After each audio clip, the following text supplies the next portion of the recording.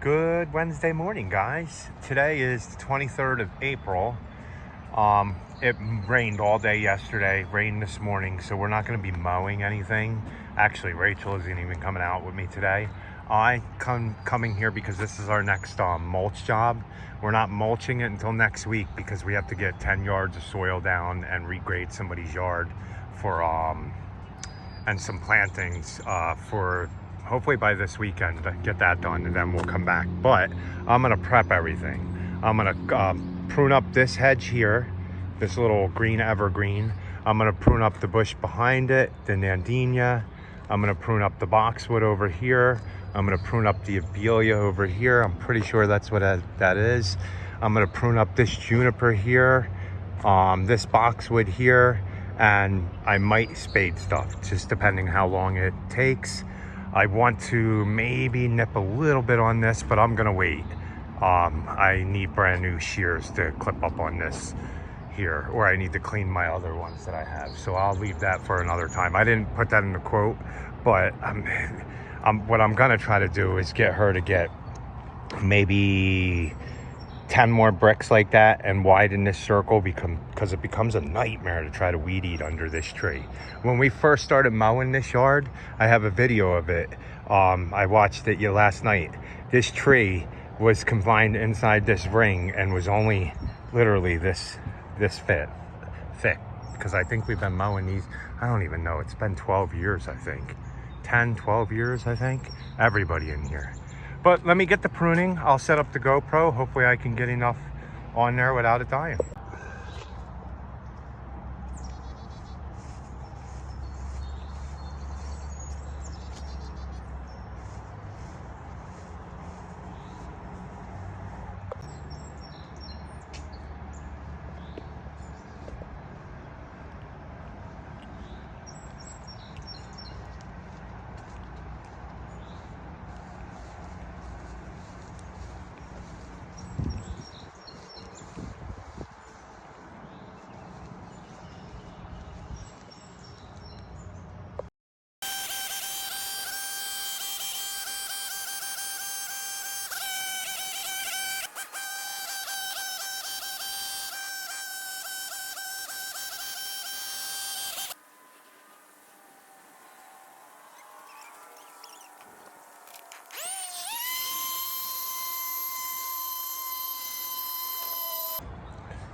Okay guys, I decided to record on the iPhone. I don't know if the GoPro always records everything, but you guys hopefully seen that. It recorded me pruning this back. As you can see, I prune that back heavily.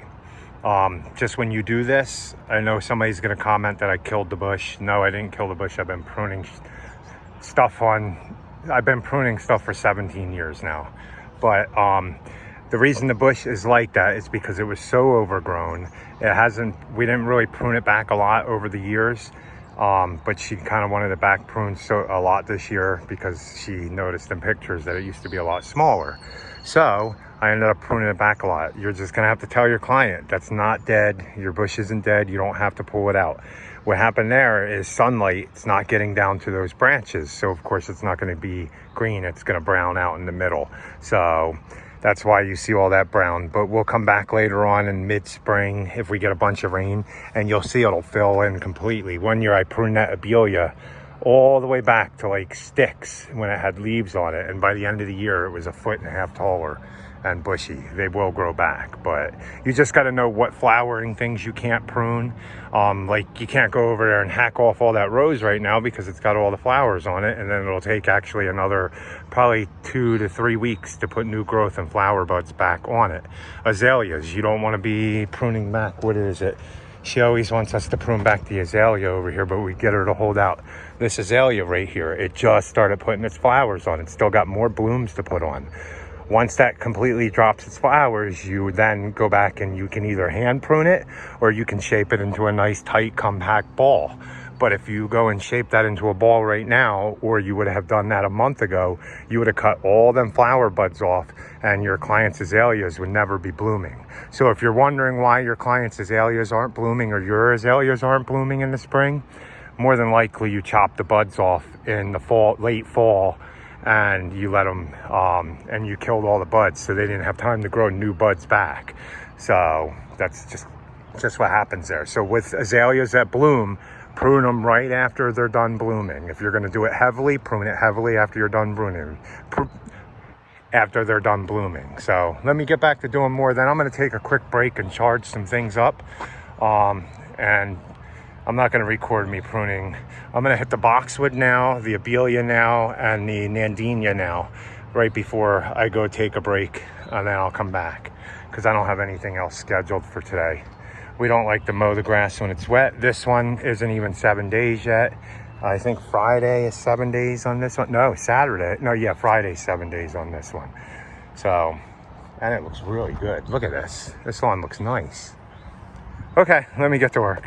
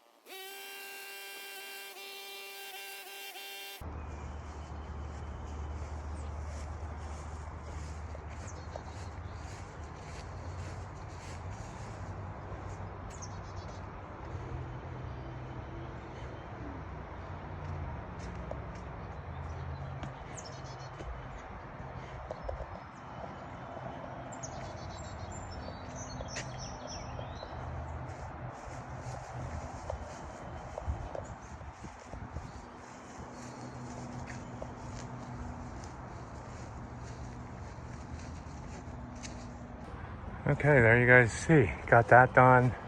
That pruned, all that pruned. That one pruned back. I talked to her about pruning this Japanese maple. I told her she's gonna have to be willing to let some of this tree go to make it, in my opinion, look better. It's sagging onto the ground. So I think we need to cut everything from maybe here, all these branches down, and only keep what's at the top here. But I told her that when she's here, I'll slowly start cutting each branch off and making it more symmetrical. And when she wants me to stop, I'll stop. I don't want to go, she's had this tree forever, so I don't want to go too dramatic with it if she doesn't want to. So I told her if she's here, because it's becoming you shouldn't have your trees touching the ground. It becomes a disease hazard. Then you can't even get on here to weed eat. You'll end up weed eating the trees. You could make the drip edge a lot bigger and just mulch under there, but it's easier to prune up a lot of this. Even if I don't take that big branch out and I prune up, like, see that one over there, an outer, the bottom one here, that one, these bottom ones, and just keep the structure more symmetrical, and then she'll be happy and I'll be happy.